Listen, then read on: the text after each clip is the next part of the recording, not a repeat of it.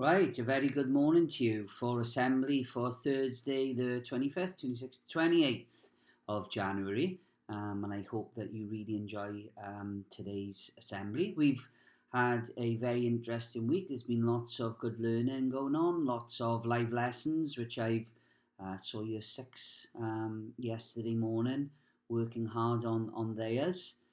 Year 3, year 4, year 5 and year 6. And I know there's some small group work going on in the afternoon, so you're getting to see your teachers. I hope the younger members of the school are enjoying their videos that the teachers are sending out to you, and the regular, correspondence that you're having back and forth with those as well. So I hope everything is going well for all of you. So we have a story this morning, and it says at the top here, E is for enthusiasm, and it says, have you ever started a new challenge and been very excited about it, only to find that a few days later you aren't trying very hard towards your new goal? Can be, I suppose, something like New Year's resolutions would be a good example of that, or perhaps starting something with your home learning tasks and being full of enthusiasm but then losing your way a little bit. It can be something that happens to us all. It says the difference between successful people and those who struggle to reach their goals is that successful people know how to do two very important things, it says. They keep going even though sometimes they would really like to give up. And there's a special word for that, and it begins with R, and I want you to have a think about it. Those of you who got it, that word is resilience, and it's something that we try to instill in you in school, to be resilient learners. Even on tough days, they know that if they approach their challenges with enthusiasm, they are already halfway towards achieving their goals. And I think that about my own life. When I first came to St. Helens, it was the worst attended school in the city. And everybody said to me, oh, you will never improve attendance at St. Helens. That's just the way it is. Don't ever set yourselves a target of 95%, which is the average for the whole of Wales, because you'll never get there. And I thought, we're going to get there. And as you know, through hard work with all of us and enthusiasm and sheer determination and resilience, we are now one of the best attended schools in the city. And in fact, last year's results placed us 11th out of 88 schools. So that's a school they said would never ever get above 87%. So we find ourselves last year closer to 96. So that's well done to you, and resilience on all of our parts. But today's story is about a lovely town called Abundance. The townsfolk there forget to approach their daily tasks with enthusiasm, to disastrous effect. Please listen carefully while we find out what happens. Nestled in the rolling hills of Bosia was Abundance, a beautiful town with tree-lined streets, flowering gardens and well-manicured lawns. Strolling along the avenues on a Sunday, you would be sure to find the smiling, happy faces of a joyful and generous community. And why wouldn't they be happy? Their stores were well stocked with the latest gadgets. Their supermarket shelves were filled with fresh fruits and vegetables, and as such, their tables never ran out of food. The newly built factories on the outskirts of town busily and efficiently produced clothes, toys, utensils, umbrellas, and in fact, almost all products that were required to supply the picturesque town with whatever it needed. The people of Abundance were proud of their hometown. They worked for hours trimming their carefully manicured lawns. They weeded and hoed and sifted the soils of their colourful gardens, supplying just the right amount of water to help the flowers to bloom. On Monday mornings, adults could be seen strolling to their jobs with their uniforms on, waiting for the factories to fire up and carefully produce what was on the list for production that week, or to head off to school to teach the children in their freshly pressed uniforms and polished faces. Doctors and nurses prepared themselves in the clean hospital rooms. Office workers smiled warmly at each other as they took their desks for the week ahead. On the outskirts of town stood the orchard of Frice, where every fruit tree imaginable, and even some that weren't, grew tall and strong. Orange trees stood beside pear trees, that stood beside apple trees, that stood beside the finest jelly fruit trees. I've never heard of a jelly fruit tree. Oh, perhaps it's something you could research. I'm not sure what that is. The townspeople of abundance took turns at tending to the orchard, ensured that the fruit was harvested and turned into delicious jams and fruit juices. The weeds kept at bay and the branches trimmed. A special place for the whole family to spend time, the orchard of Frice was the pride of the town. As time continued to turn, as nights became days, slowly, however, the townspeople began to approach their tasks with less care.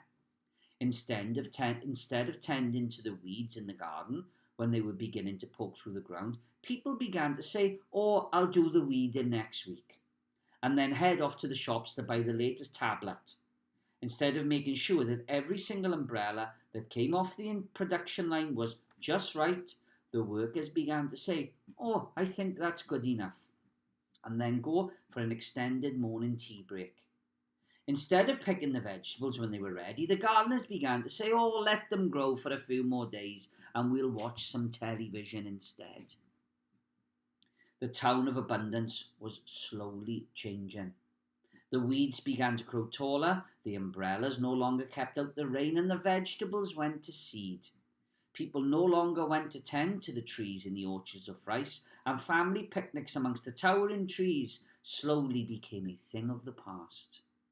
Fruit began to fall untended to the ground below and slowly rot. Weeds began to twine their way around the tree trunks.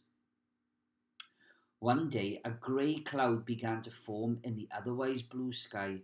Having heard of the overgrown lawns, shoddy umbrellas, and the weeds amongst the flowers, the pixie people were eager to move in.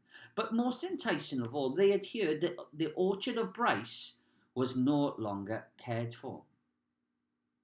Pixies, being naturally mischievous and devilish, loved playing with rotten fruit. In their minds, throwing a squishy peach at someone is 10 times the fun of the water balloons or snowballs that most humans seem to enjoy throwing on a sunny or a snowy day. And if there was one thing that abundance now had in abundance, it was rotten fruit. The townspeople looked up to the sky as the grey cloud danced this way and that across the sky before dropping slowly over the orchard below. They didn't even care to consider what the cloud was and how it might impact on the orchard. Such was their lack of enthusiasm. For the next few days, none of the townspeople were aware of their new neighbours.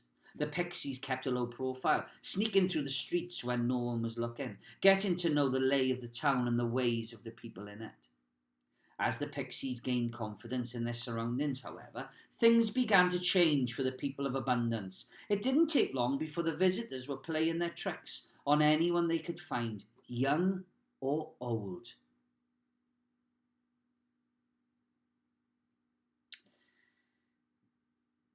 For the first I've lost my place now in the story, look. Oh, there we go. Right, what were the tricks? What were the tricks for the pixies were to become utter annoyance for the townsfolk. Walking through the streets, the pixies would look around for belongings that had been uncared for and take them home to play with. Bikes that were left lying on front lawns rather than being carefully put away were easy targets for their nimble hands. Bats and balls that were left dropped where children had grown bored with playing with them were quickly popped into pixie pockets. Flowers that managed to survive the choking weeds were quickly gathered and placed on the pixie tables that now filled the orchard. "Oh, those humans, look at the things we've got. These things are still useful, yet they don't care for them," one pixie said. "They're not interested, that's why," said the other. "Well, according to pixie rules, if they're not interested, then it means we can take what we wish and that we get to play some tricks on them. Hurrah!" As the days passed, the pixies grew in courage and continued to wreak havoc. They invaded farmlands and poultries, releasing animals from their paddocks and sending them rambling. They collected the uncollected eggs to make delicious pixie omelettes and cakes. They hid behind walls and threw overripe, squishy fruit at unsuspecting victims as they walked past. It wasn't long before the townspeople had had enough. Those pixies are messing with our livestock. They made my little brother cry. My garden, they stomped on my seedlings. They throw trash everywhere. Worst of all, they have built huge walls around the orchard of Rice. I wanted to go there the other day to collect some fruit, but I couldn't find a way in. The complaints continued thick and fast. The town's mayor called for calm and quiet. One at a time, he shouted above the irate voices. We have to work together to find a solution, but what can it possibly be? As Ferdy, a quiet 15-year-old, raised his hand, the townsfolk finally lowered their voices. I believe we can drive the villainous pixies away, but we must be sincere in doing so, Ferdy said. The crowd muttered in confusion. The orchard used to be a place where parents took their children in to play and spend time in the sun with them. They would sing there, run and play and hide and seek, lie on the meadows and pick the apples to share with each other. Our gardens used to be tidy, our lawns used to be cared for. Now the town had gotten lazy. We have forgotten... Oh, is that my phone going there as well?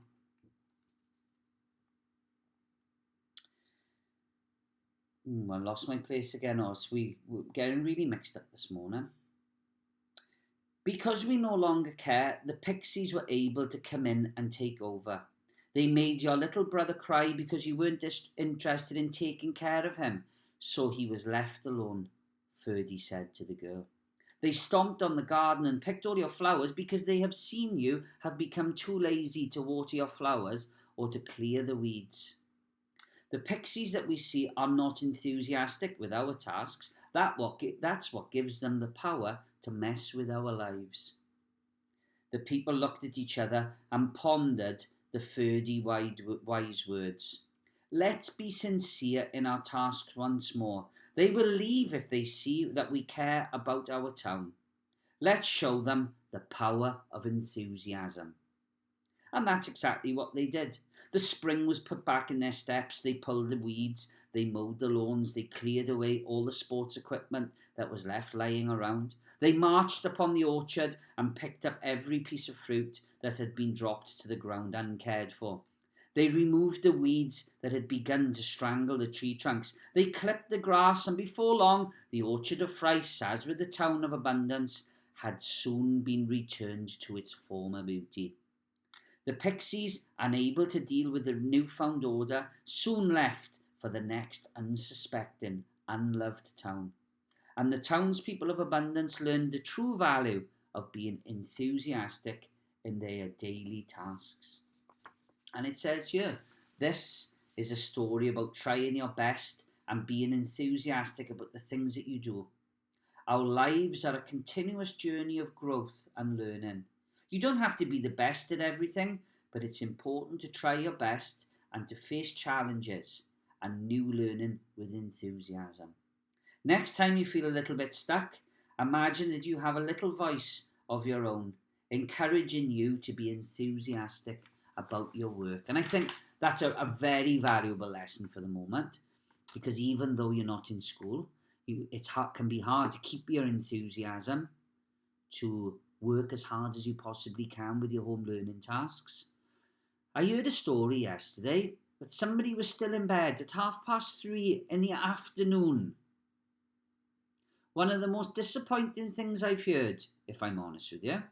That person must have been up till goodness knows what time. Keep your routines, get yourselves to bed early, keep learning, and you will reap the benefits. The person that I heard going to bed at still in bed at 3:30 in the afternoon, I was absolutely disgusted, if I'm on. Shame on them. We really should be showing enthusiasm, working hard, giving our best. because we saw what happened in the story. Things soon go backwards and we get into bad habits and things are not as good as they used to be. So I think a very valuable lesson to be learned for us all today, because we can all be guilty sometimes of not giving our best or thinking, oh, I'll put that off till later. I won't quite give 100% of that one. Give your best, because in order to get the most success along our journey in life, then to show enthusiasm and always give it our best is extremely important. So have a lovely day. Think about the message today when you undertake your learning tasks. And tomorrow will be, what have we got? I'll have a look at we've got an assembly tomorrow about etiquette, good manners tomorrow. I always say that. To have good manners costs nothing. So always say your please and thank yous, but we'll find out about that tomorrow. But today we will finish with our school prayers, we always do. And we shall all say it together. We'll put our hands together and eyes closed, or pray in whichever way we wish. In thy tree. This is our school. Let peace dwell here. Let the rooms be full of contentment. Let love abide here. Love for one another and love for life itself. Let our school be a lovely place where all of us are caring to each other, to work our best and show our smiling face, staff and children helping one another today and always. Have a fab day. Keep your enthusiasm levels up. Don't go backwards because you're in the house. And if there's anybody out there who's not getting up until 3:30 in the afternoon, then I think we seriously need to start getting back and doing things the right way. And as we always say at the end of our assembly, over and out.